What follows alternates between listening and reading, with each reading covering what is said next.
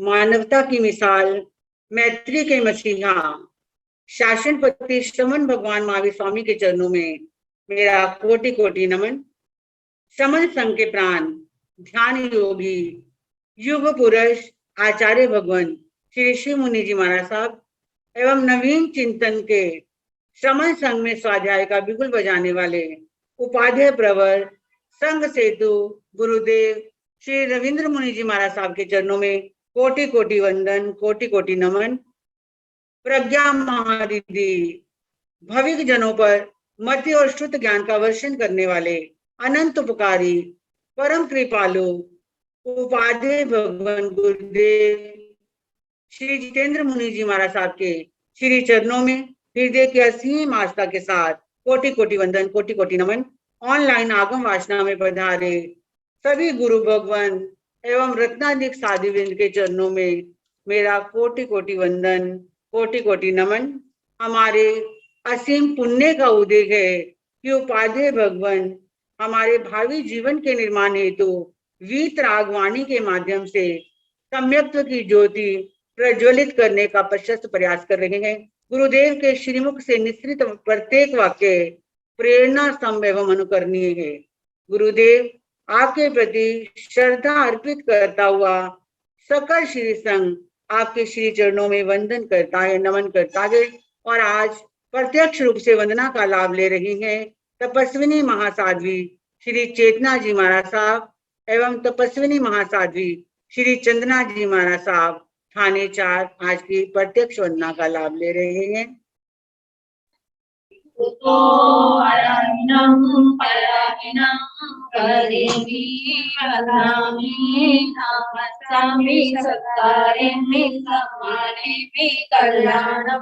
मंगलम देव्यं चेयं वन्दामि त्रिभुतो आयायिनं तरेमि वन्दामि रामन्सामि सत्कारेमि सम्मानेमि कल्याणं मंगलम देव्यं चेयं पतिवासामि वन्दामि त्रिभुतो आयायिनं तरेमि वन्दामि नमस्कामि सत्कारेमि सम्मानेमि कल्याणं मंगलम देव्यं चेयं पतिवासामि वन्दामि। सुख साता है, हाँ जी, सबको साता है।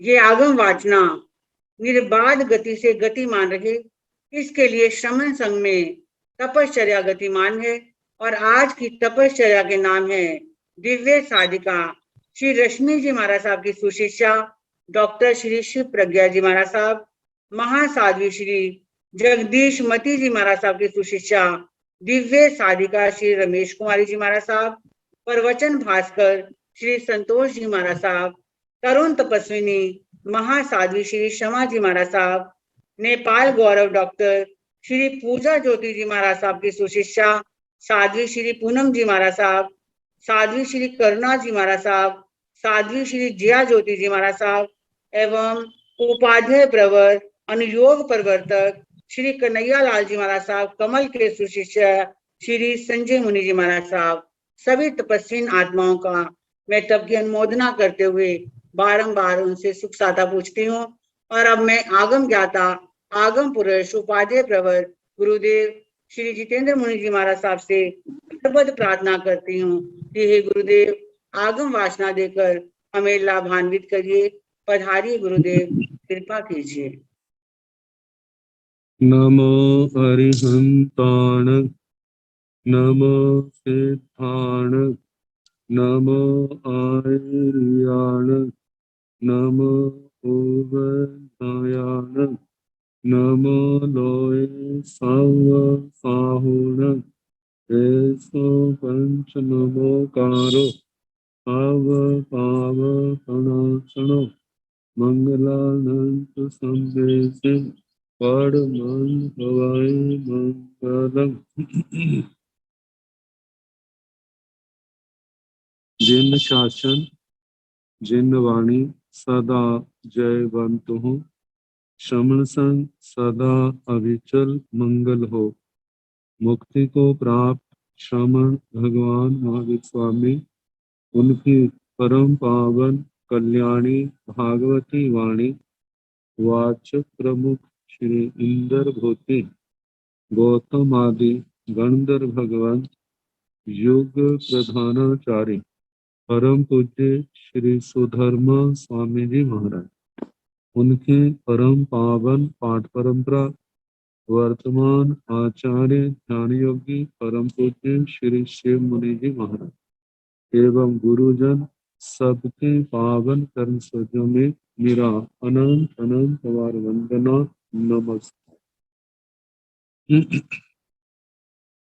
आगम परिषद में विराजमान वरिष्ठ मुनिराज, अन्य मुनिवृंद, परमादरणीय भगवती स्वरूपा महासाध्वियां, श्री आचरण सूत्र की वाचना प्रारंभ। प्रथम स्कंद द्वितीय अध्ययन लोक विजय, इसका छठा उद्देशक सुनाया जा रहा है।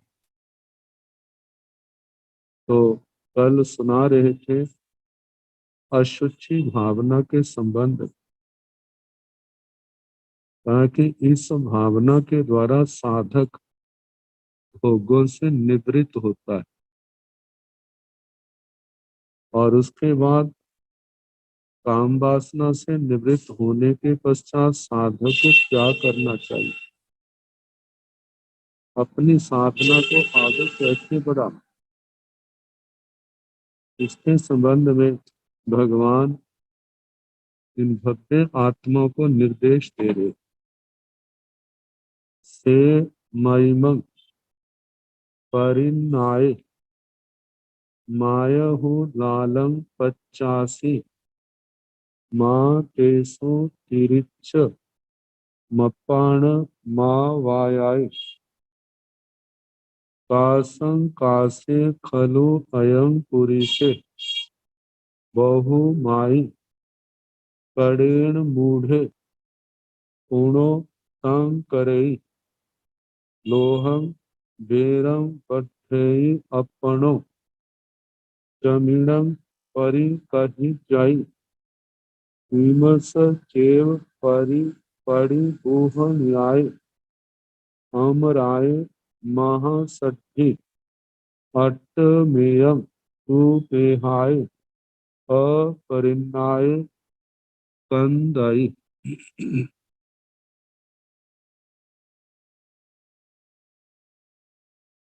से मयिमं, से वह, मयिमं मतिमान, मतिमान बुद्धिमान, परिन्नाय परिज्ञात करके जान करके, क्या भोगों के संबंध में, उनके परिणाम के संबंध में। मायहु लालम पच्चासी, लालम मुंह की लार, पच्चासी माय हो लिखते ही माय पच्चासी, मुंह की लाल लार को उन्हें मुंह में न डाले। जो लार निकल गई है उसको, उसका स्थान फिर बाहर ही है। जो लार को पुनः निगल लेते हैं वे अच्छे लोगों में प्रशंसनीय नहीं होते। तो जहां पर जो कार्य है बच्चे वाली क्रिया, बच्चे उनको बोध नहीं होता, मुंह से लार निकलती है पुनः मुंह में डाल लेते हैं, वो तो बच्चे हैं। लेकिन संसार के दूसरे जो बच्चे नहीं हैं, लेकिन उनका जीवन बच्चों जैसा है।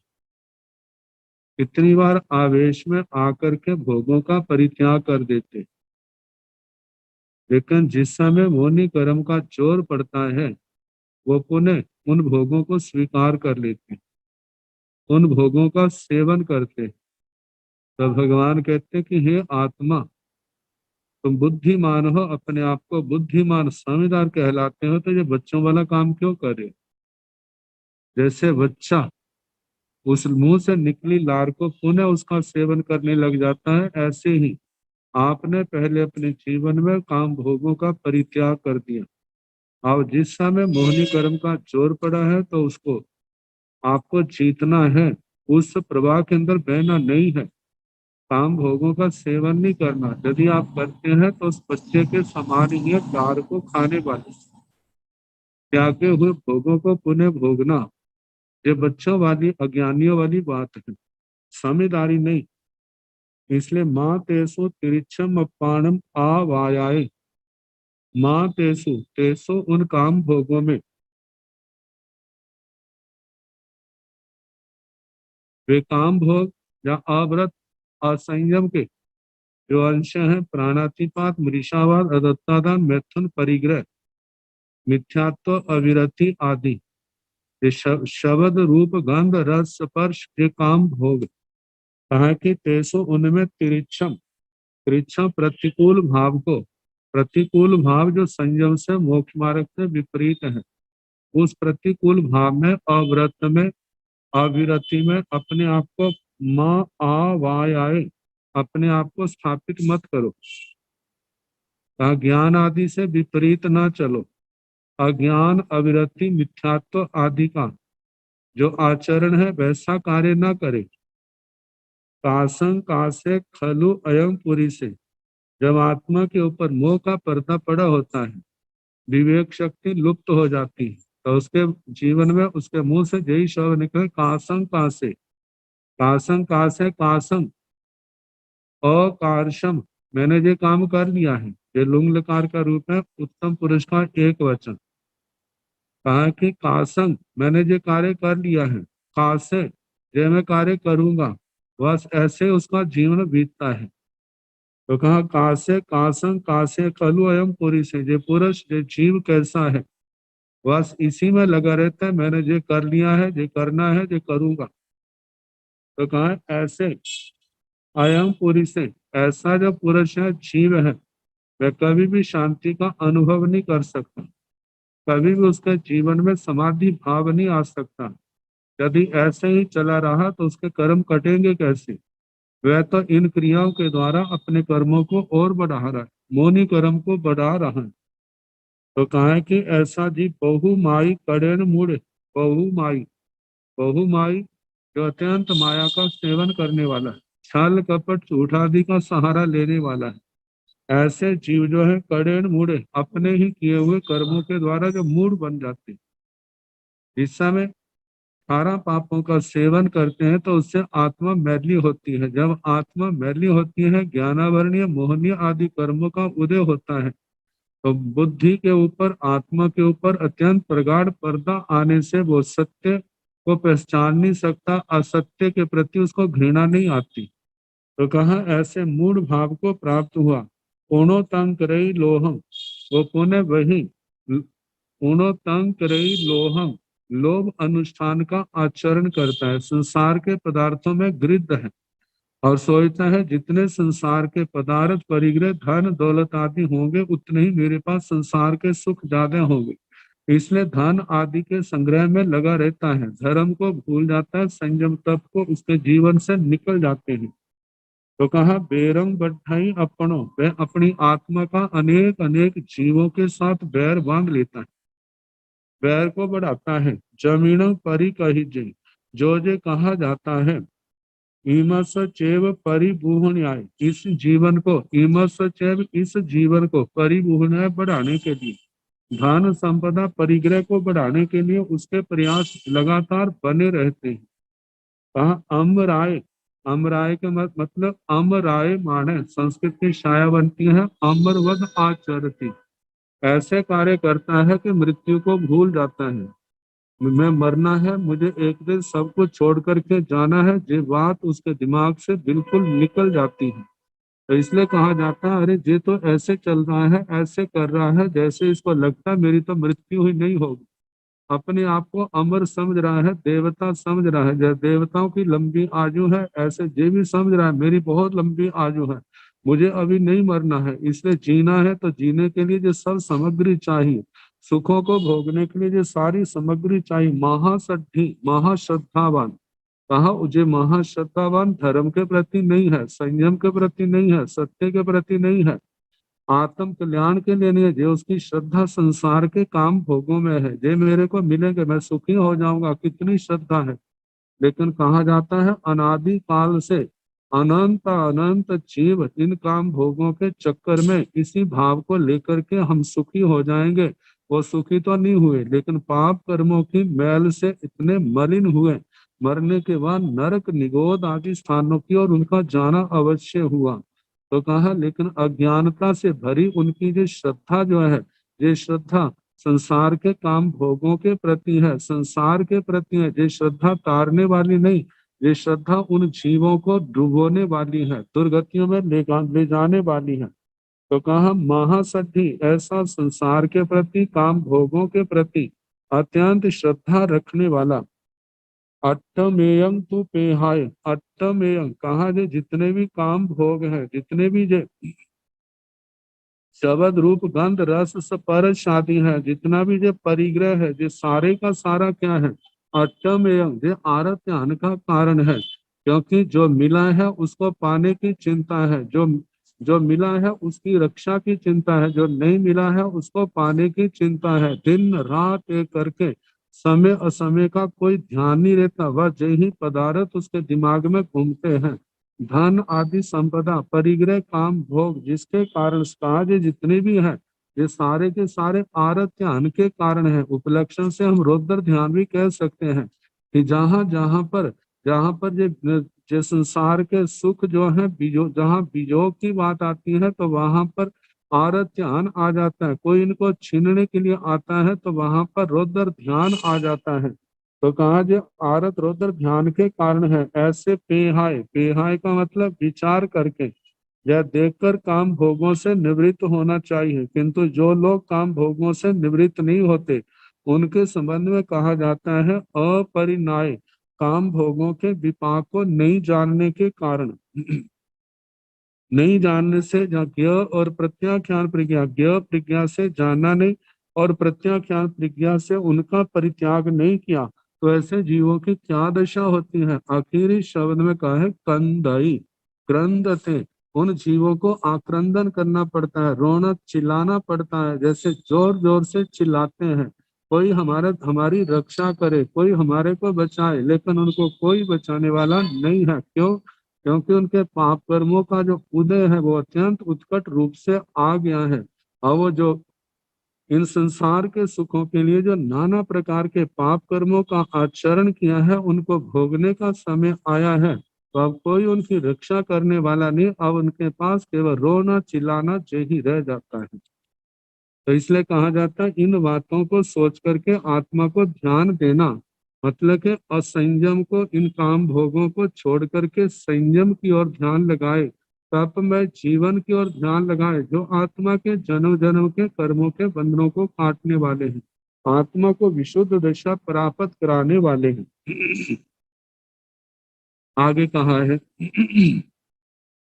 से तंग जान जमहम बेमी ते इच्छं पंडिये पवय माणे ते हंता छित्ता लुम्प भित्ता लुम्प इत्ता विलुम्प इत्ता उद्वयिता अकड़ं करिसामिति मन माणे जस वियणं करे अलंग वालस संगेणं जेवा से काराई वाले न एवं अणगारस चायाई ती वेली।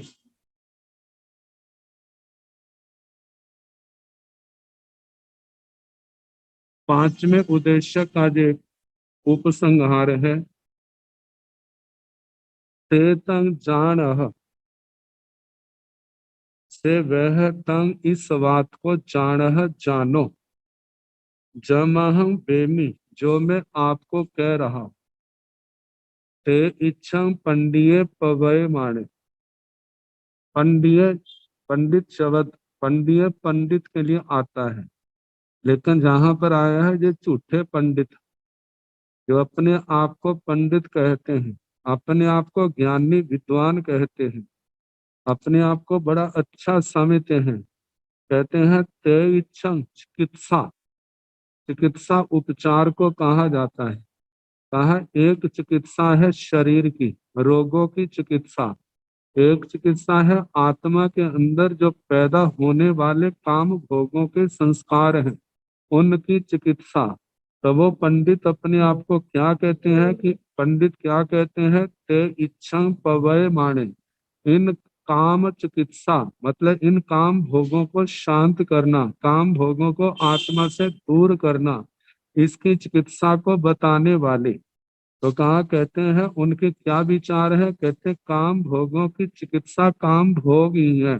जो उनकी अज्ञानता मूढ़ता है, जो जे कहते हैं काम भोगों का सेवन करने से ही ये काम भोगों का रोग दूर होता है, इसको छोड़ करके कोई अन्य उपाय नहीं है। कहा जो उनकी मूढ़ता है, अज्ञानता भरे विचार है।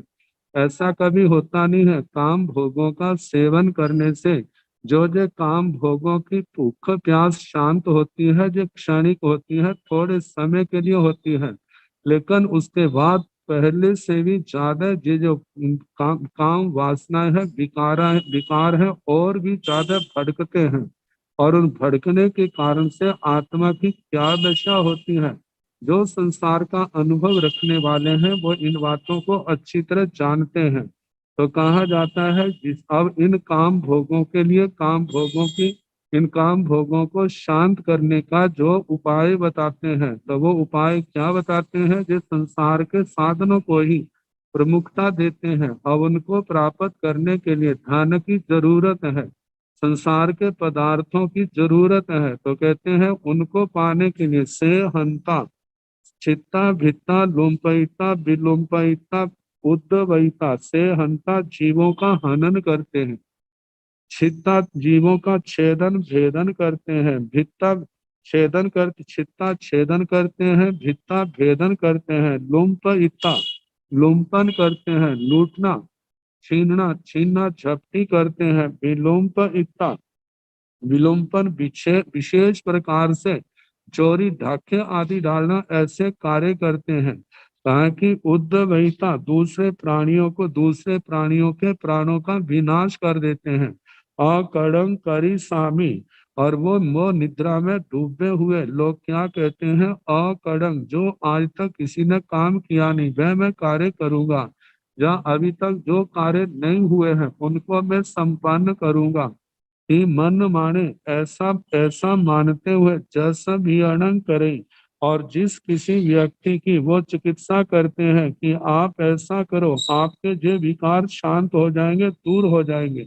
कहा है कि जिसका अलम बाल संगेण, भगवान कहते हैं ऐसे बाल अज्ञानी व्यक्तियों का संग नहीं करना। ऐसे लोगों का, अज्ञानियों का जो संग है, इस आत्मा को संसार के अंदर डुबोने वाला है। कहा जो उनकी चिकित्सा चिकित्सा नहीं है, जो उस रोग को बढ़ाने वाला अपथ्य है।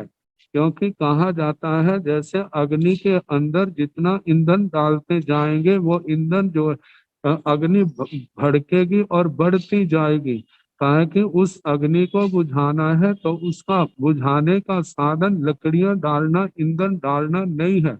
उसका साधन है उसके अंदर ईंधन डालना बंद कर दें। जब ईंधन डालना बंद कर देंगे, नया ईंधन आएगा नहीं, पुराना जल के राख बन जाएगा, वो अग्नि को बुझाने की जरूरत नहीं पड़ेगी, वो अपने आप बुझ जाएगी। इसी प्रकार कहा है कि जैसे काम भोगों का सेवन करने से काम भोगों की भूख प्यास इन आत्माओं की बढ़ती है, और इसको शांत करना है तो इसकी चिकित्सा जो है वो जो है संयम और तप है। इन काम भोगों का परित्याग किया जाए।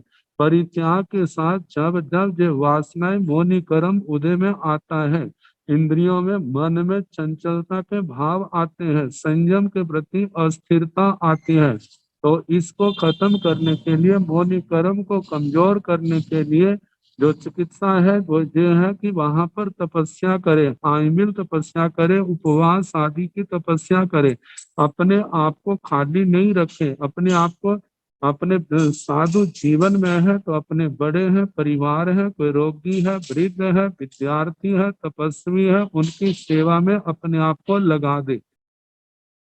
सेवा में लगा रहेगा तो इससे क्या है, उसका ध्यान काम भोगों की ओर नहीं जाएगा और सेवा के द्वारा कर्मों की महान निर्जरा होगी।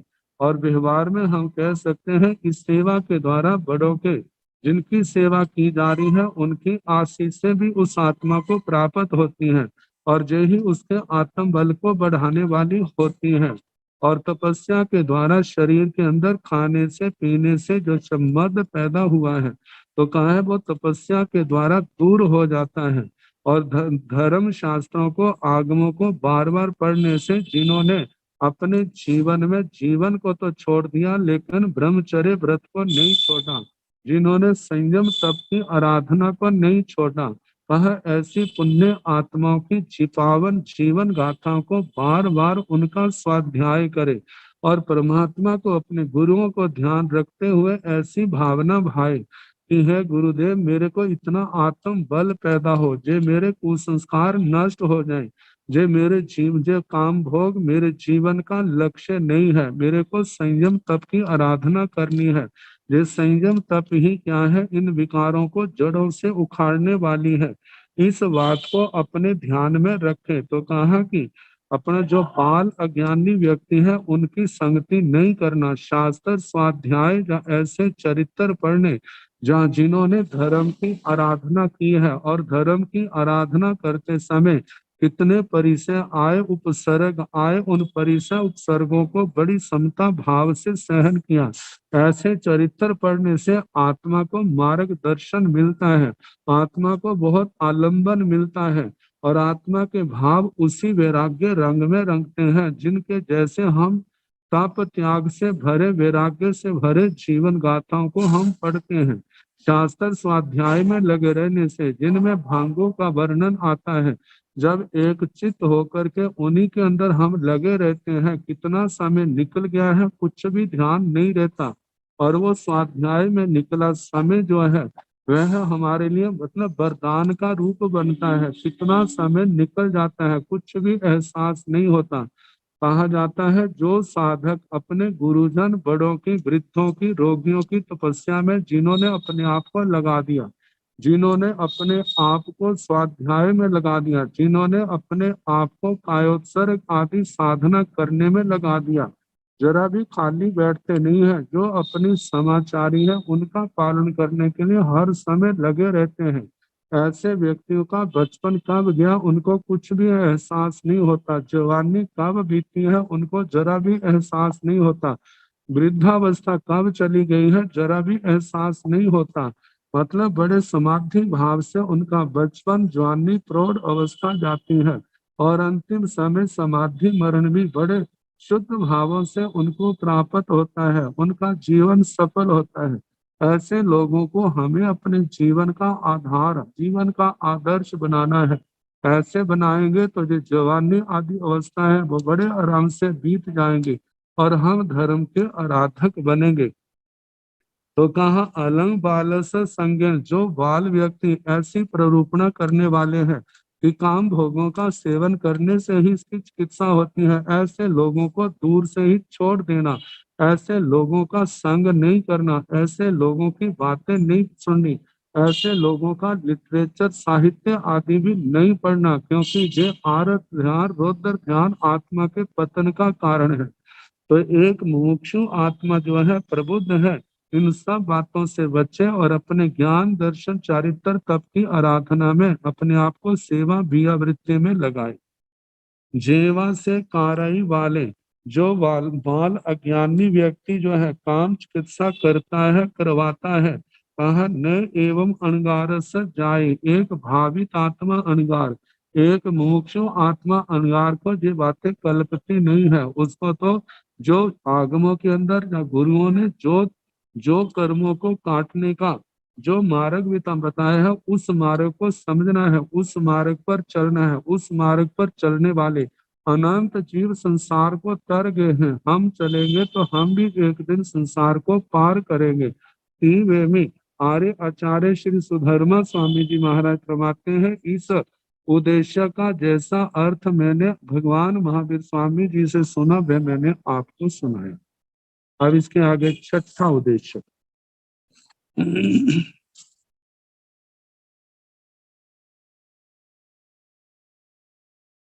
छठा उद्देश्य बताया है। पांचवें उद्देश्य में संयम का सम्यकता पालन करना है। उसके लिए मुनि आहार आदि का ग्रहण कैसे करें। जो गृहस्थों ने अपने परिवार के लिए बनाया है उसी में से भिक्षावृत्ति के द्वारा भिक्षा के नियमों को ध्यान में रखते हुए ग्रहण करना। और भोजन लाए हैं तो उस भोजन मानो रस युक्त है तो उसमें आसक्त ना हो। यदि वो रूखा है तो उसके प्रति घृणा का भावना रखे।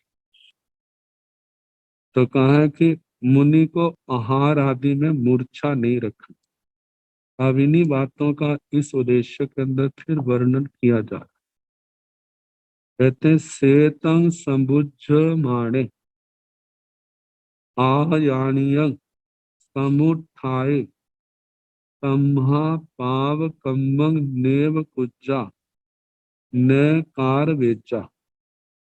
सेतं वह तंग उस चिकित्सा के फल को संबुज्यमाणे जानता हुआ। ये जो संसार के लोगों के द्वारा काम चिकित्सा बताई जा रही है वो निस्सार है। वह मुमुक्षु आत्माओं के योग्य नहीं है। वह रोग को खत्म करने वाली नहीं, रोग को बढ़ाने वाली। इस रोग को समाप्त करने वाली चिकित्सा जो है वह है आयानीय आदानीय, जो आत्मा के लिए ग्रहण करने योग्य है। वह सम्यक ज्ञान, सम्यक दर्शन, सम्यक चारित्र, सम्यक तप है। इसको जान करके समुत्थाय, इस संयम साधना का पालन करने के लिए उद्यत हो करके, तैयार हो करके, तम्हा पावकम्मं नेव कुज्जा, तम्हा इसलिए, पावकम्मं नेव कुज्जा, पाप कर्म का सेवन ना करे, स्वयं पाप कर्म करे नहीं, न कारवेचा, दूसरे के द्वारा करवाए भी नहीं। पाप कर्म स्वयं नहीं करना, दूसरे के द्वारा कराना नहीं। दो बातें कही है। तीसरी बात को स्वयं समझना, पाप कर्म की अनुमोदना भी नहीं करनी। तीन कर्ण तीन योग से पाप कर्म का त्याग करना। जब इसका त्याग होगा तभी तो आने वाले नए कर्म रुकेंगे। और संयम ने आने वाले नए कर्मों को रोका और तपस्या के द्वारा पूर्व के जो बंधे हुए कर्म है उनको उखाड़ा जाएगा, उदय में लाया जाएगा और उनको उनकी निर्जना के द्वारा उनकी सत्ता को आत्मा से समाप्त किया जाएगा। तो कहा इस प्रकार संयम मार्ग में आगे बढ़े। आगे बताया है सिया तथ एगैरं भी परामुसाई छसु अन्नैरम्बी कप्पाई सुहट्ठी लालप माणे शयन दुखेण मूढ़े विपर्यास मुवेई शयन विपमायण पुढ़ो भयम पकुबई जंसी में पाण पब हिया पड़ी लेहाय नो निकरण आय एस परिन्ना पवुच्चाई कम्मोग संति।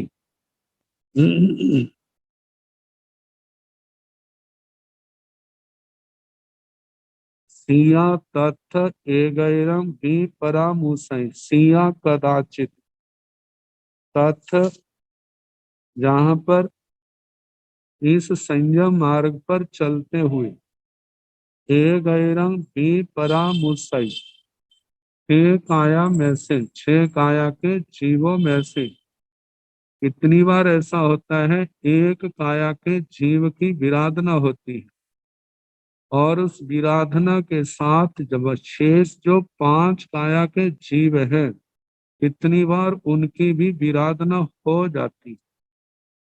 इसके संबंध में श्री उत्तराधन सूत्र की टीका में आचार्य श्री आत्माराम जी महाराज ने दृष्टांत दिया है। कहते हैं कोई मुनि किसी कुम्हारशाला में बैठा है, मानो उसके जीवन में यतना नहीं है तो अयतना से बिना ध्यान से चलते पानी से भरा घड़ा था, उसको ठोकर लग गई। ठोकर लगने के कारण से घड़ा उल्ट गया है। उल्टने के कारण से पानी बाहर निकलने लगा। वह बहता हुआ पानी रास्ते में आने वाली वनस्पति का भी घात करेगा और आने वाले रास्ते में जो द्विंद्रिय आदि जीव होंगे उनका भी घात होगा। पानी की तो विराधना हो रही है, आगे यदि उसको मारने कच्ची मिट्टी रखी है तो उसका घात होगा।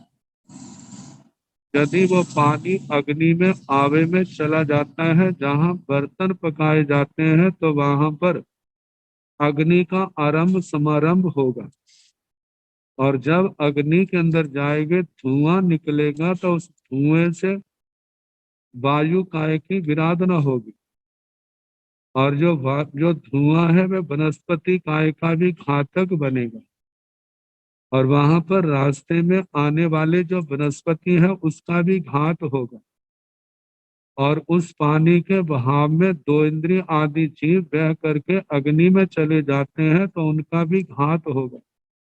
तो इस प्रकार कई बार ऐसे प्रसंग हो सकते हैं कि एक काया के घात से शेष 5 कायों की भी हिंसा होती है।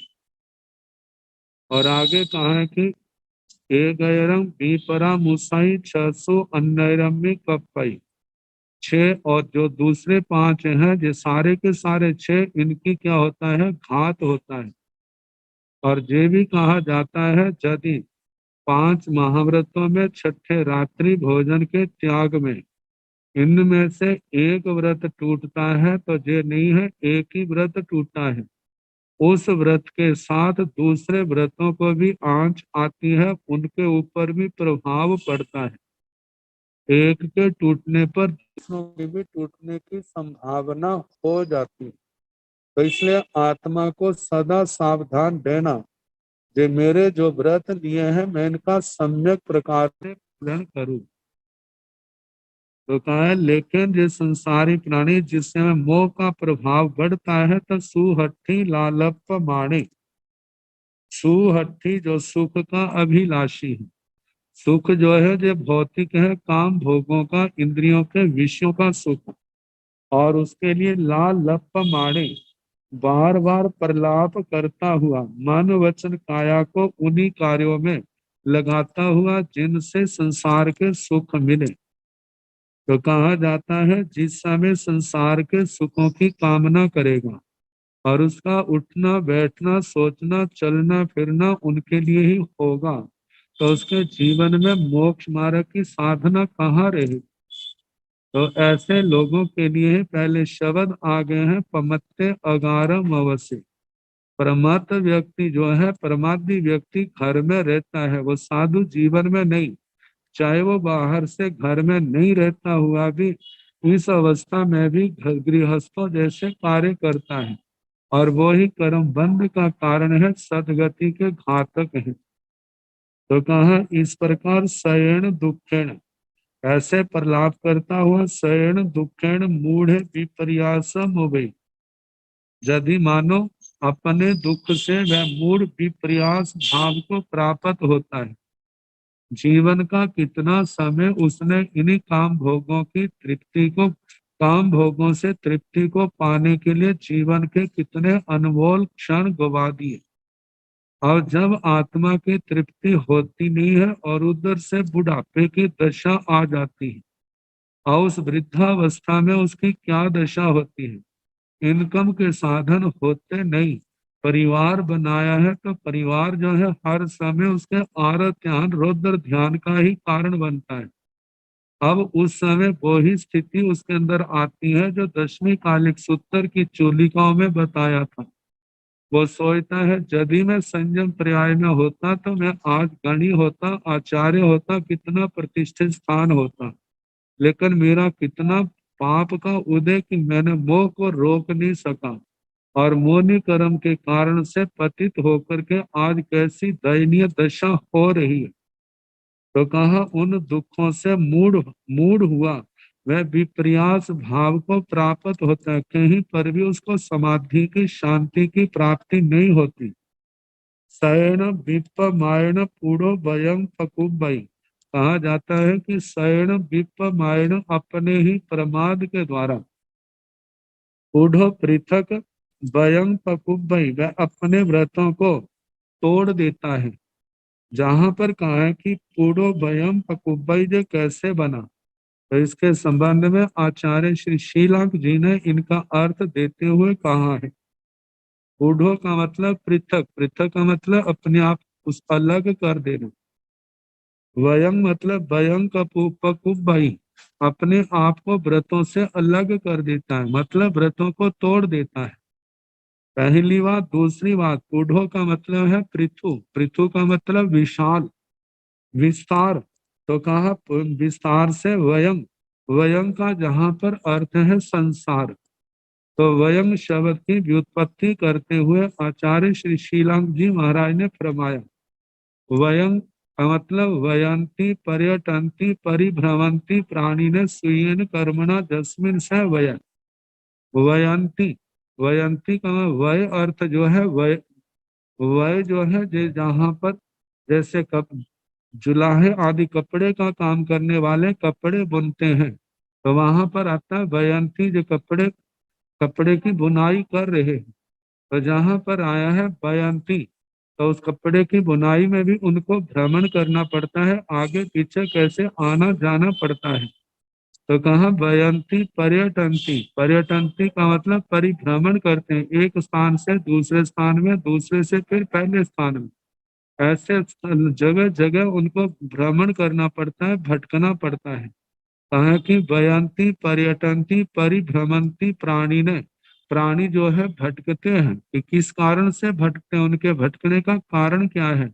तो आचार्य श्री शीलांग जी ने फरमाया स्वीयन कर्मणा, अपने कर्म से, अपने किए हुए कर्मों के द्वारा जो जीव जो है परिभ्रमण करते हैं, एक योनि से दूसरी योनि में, दूसरी योनि से तीसरी योनि में, ऐसे स्थान स्थान पर एक दंडक से दूसरे दंडक में, दूसरे से तीसरे में, ऐसे 24 दंडकों में, 6 काया में, 5 जातियों में, 4 गतियों में वे जीव अपने कर्म के कारण से भटकते हैं। कहा जस्मिन जहां पर, तो कहा सवय जहां पर भटकते हैं उसको वय कहा है। तो वय का मतलब जिस संसार है 4 गतियां हैं, तंग करोति, तो कहा है कि उस संसार का निर्माण करते हैं। संसार मतलब कर्म बांधे हैं, तो संसार परिभ्रमण की तैयारी भी की है, तो ऐसे विशाल संसार को की तैयारी करते हैं।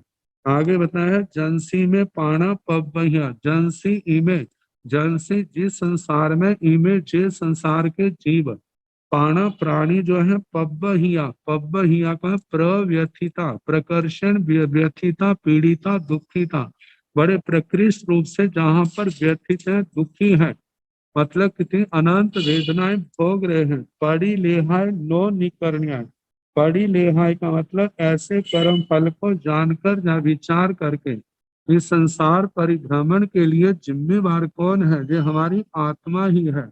इसके लिए हमारी अविद्या, हमने जो पूर्व के कर्म बांधे हैं, जब प्रबल कर्म उदय में आते हैं, वही हमारी आत्मा को ऐसा बना देते हैं कि हमें अच्छा रास्ता दिखाई नहीं देता, बुरे रास्ते पर चलते हैं, पाप करते हुए और संसार को बढ़ा लेते हैं। तो कहा इन सब बातों को जान करके, विचार करके, नो निकर न्याय, जिससे दुखों के दुख बढ़ते हैं, ऐसे काम ना करे। मतलब ऐसे काम ना करे का मतलब काम भोगों का परित्याग करे, 18 पापों का त्याग करे। जो भगवान ने कहा, गुरुजनों ने कहा कि जो असंयम संसार को बढ़ाने वाला है, संयम जो है संसार को कटाने वाला है। जे तप, जब संयम तप शल्यों से मुक्त होकर के, शल्यों से रहित होकर के करते हैं, तो यही हमारी धर्म क्रिया धर्माचरण हमारी आत्मा को संसार सागर से पार लगाने वाला होता है। तो कहा ऐसे निकर्ण्याय पापों से पीछे हटे, ए सब परिन्ना पहुंचाई। जे है परिन्ना, जे परिज्ञा जो है भगवान के द्वारा कही जाती है, जिससे कम्मोव शांति, कर्म शांत होते हैं, कर्म नष्ट होते हैं, दुख क्लेश खत्म होते हैं। आत्मा के अंदर पैदा होने वाली जो विकृतियां विकार है वासना है वो सारी नष्ट होती हैं। वो नष्ट कैसे होंगी? इस शास्त्र स्वाध्याय है, संयम का पालन है, तपस्या का आराधन है, वृत्ति आदि है। कहा इन सारी धर्म क्रियाओं को करने से हमारी आत्मा जो है, मतलब हमारी आत्मा के जन्म जन्म के जो कर्मों के रोग हैं, विकारों का इतना विस्तार फैला हुआ है, जितने विकार है सारे के सारे क्या होंगे? शांत हो जाएंगे। जे कर्म बंधनों को तोड़ने का, विकारों को दूर करने का जे मार्ग है। आगे बताया है, जे ममाय मई जहाई से चयई ममायम देहु दिथ पहे मुनि जस नथि ममायम तम परिणाय मेहाबी बी इत्ता लोगम वंता लोग सन्नम से महिमम परिकमिजासी तिवेमी न रई सहाय वीरे वीरे न सहाय रति जम्हा अभिमने वीरे तम्हा वीरे न रचाई। जे ममाय मई, ममाय मई, जे का मतलब जो, ममाय मई ममत्व बुद्धि को, ममाय मई ममाय ये मेरा है, ये मेरा है ऐसी, मई मति को, बुद्धि को, जहाई जहाती छोड़ता है, इसका परित्याग करता, ममत्व बुद्धि का जो परित्याग करता है, से चयई ममाय, वह ममाय, ममाय का मतलब जो ममत्व का आधार है, ममत्व का निमित्त है। ममत्व का निमित्त क्या है? ये परिग्रह नाना प्रकार का, जो संसार के अंदर परिग्रह, धन दौलत जमीन जायदाद आदि संसार के उपकरण है, परिवार है, कितना है, सचित अचित, जो सारे परिग्रह, इन सब को छोड़ देता है। जिसके ममता की बुद्धि समाप्त हो जाती है, उसके वह व्यक्ति फिर परिग्रह को भी छोड़ देता है। जब तक, इसका मतलब जब तक परिग्रह बुद्धि को, ममत्व की बुद्धि को नहीं छोड़ते, तो चाहे हमारे पास कुछ भी नहीं, लेकिन आसक्ति के भाव सदा बने रहते हैं। तो इसलिए दशमी कालिक सूत्र की वो दूसरे ध्यान की दूसरी गाथा, बथ गंध मलंकारं इत्थियो शरणाणीय अछंदा जेन भुंजंती ना से चाइती बुच्चाई। जो अस्वतंत्रता पराधीनता के कारण से इन जो सुख मिले नहीं है, जो है पराधीनता के कारण से भोग नहीं सकते लेकिन भोगना चाहते हैं, ऐसे जीवों को त्यागी नहीं कहा है। मिले हैं या नहीं मिले हैं, लेकिन उनको पाने की, उनको भोगने की इच्छा का परित्याग कर दिया है, तो कहा वे ही क्या है? वह सच्चा त्यागी है। तो कहा जिस समय आत्मा के अंदर ममता की, आसक्ति की बुद्धि, इसको ये खत्म होगी, जब आत्मा ने इसको छोड़ दिया, अपने मन को, अपने निश्चय को दृढ़ बना करके जब छोड़ दिया, तो कहा उसके बाद उसको परिग्रह को छोड़ना आसान, मुश्किल नहीं है। तेहु दुडिठ पहे मुनि जस नथ ममाय, जिसने परिग्रह को छोड़ दिया है, जिसने ममता बुद्धि को छोड़ दिया, देखा जाए वह दिठ पहे सेहु, वह आत्मा, वह मुनि क्या है? तीर्थ पहे, उसने वास्तव में मोक्ष का मार्ग देख लिया है।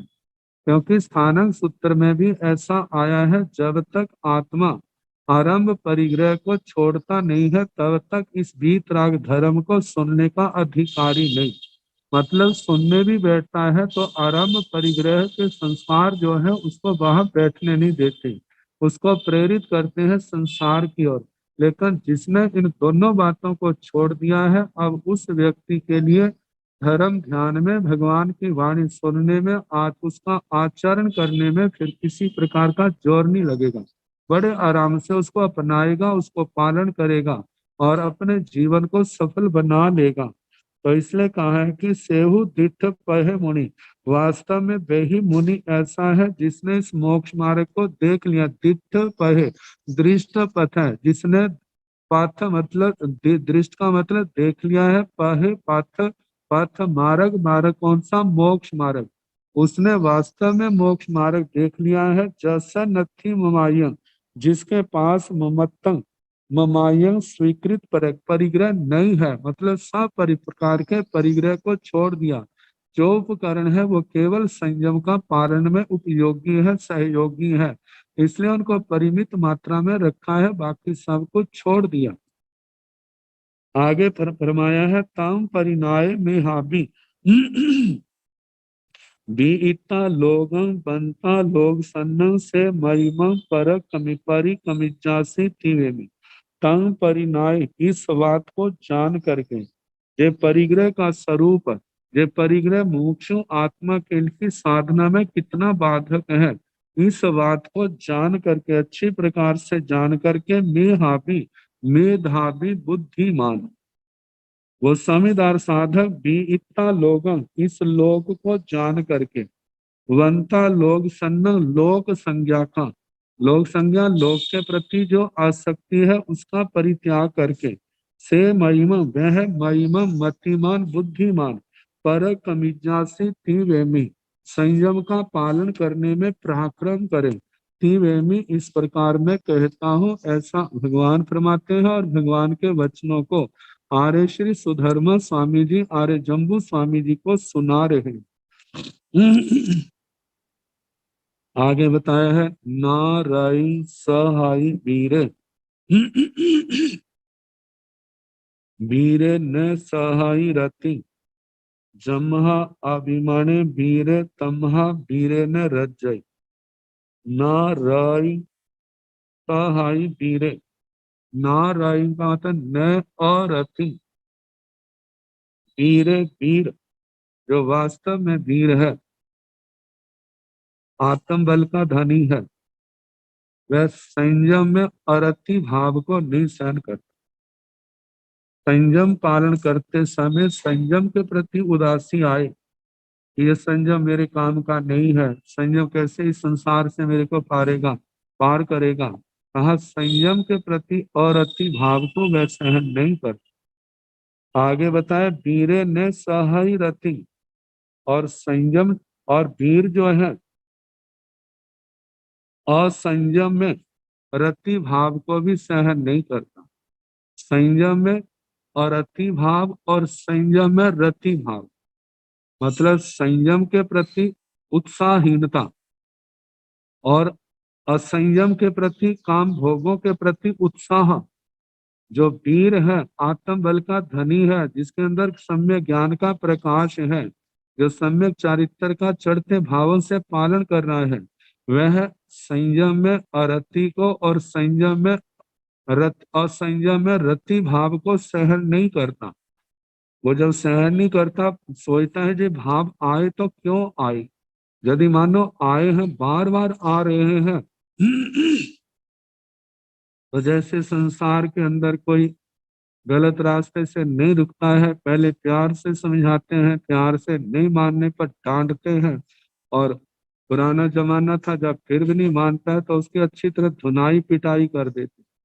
ऐसे ही वो वीर, वो सम्यक ज्ञानी, वह मोक्ष मार्ग का पथिक, यदि वो बार बार मतलब के संयम में उत्साहहीनता का भाव आ रहा है, असंयम में रति भाव आ रहा है, तो उसको सहन करे क्यों आते हैं। तो उसके बाद यदि वो नहीं हटते हैं, भाव पुनः पुनः आ रहे हैं, तो अपने आप को तपस्या में लगाने के लिए कभी उसने भिगो का पूर्ण रूप से त्याग कर दिया और बिल्कुल रूखा सूखा भोजन लेता है, और उसमें भी कभी उपवास है, कभी बेला है, और अपने आप को सेवा में लगाए रखता है, एक क्षण भी उनका व्यर्थ में नहीं जाता।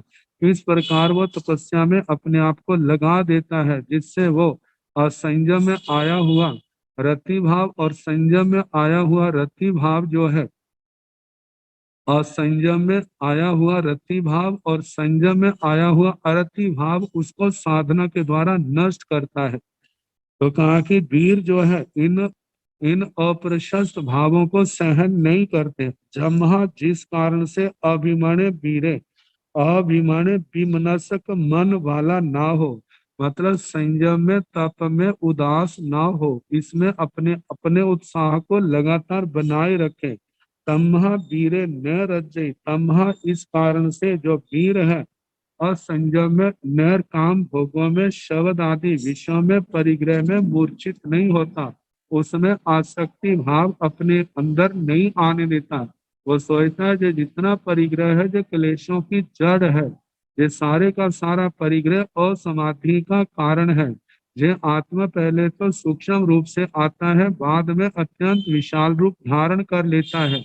जो आत्माएं इस परिग्रह के चक्कर में पड़ती हैं, कैसे उनको कैसे बर्बाद होते हैं, कितनी जीवन गाथाएं पढ़ने से बोध होता है। कितनी बार ऐसे दृष्टांत जो है प्रत्यक्ष देखने में भी आ जाते हैं कि वो कैसे कर्मों पाप कर्म के उदय से कैसे संयम से भटकते हैं और कैसे वह दुर्गति को प्राप्त होते हैं।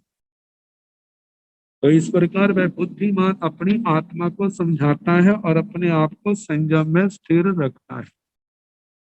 अब इसके आगे सत्य आसे अहिया समाने निविंद नंदिंग इह जीवियस मुनि मोण समायाय पुणे कम शरीरगम पंतं लोहं सेवंती मीरा समत दंसिणो एस ओहन तरे मुनि तिन्ने मुट्ठे बीराय बियाहिए तिवेमी।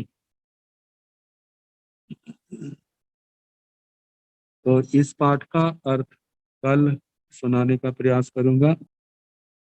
नमो अरिहंताण, नमो सिद्धाण, नमो आयर्याण, नमो उवर्णायाण, नमो लोहे संसाहुण एसो पंच नमो कारो सव पाव परासनो मंगलानंद सम्मेसिन पाड़मं हवै मंगलम श्री चतारि मंगलम हरिहंता मंगलम सिद्धा मंगलम साहु मंगलम केवली पुनतो धम्मो मंगलम चतारि लोकोत्तमा हरिहंता लोकोत्तमा सिद्धा लोकोत्तमा साहु लोकोत्तमा केवली पुनतो धम्मो लोकोत्तमो चतारि शरणं प्रवज्जामि हरिहंते शरणं प्रवज्जामि सिद्धि शरणं प्रवज्जामि साहु शरणं प्रवज्जामि केवली पुनतं ब्रह्म शरणं प्रवज्जामि।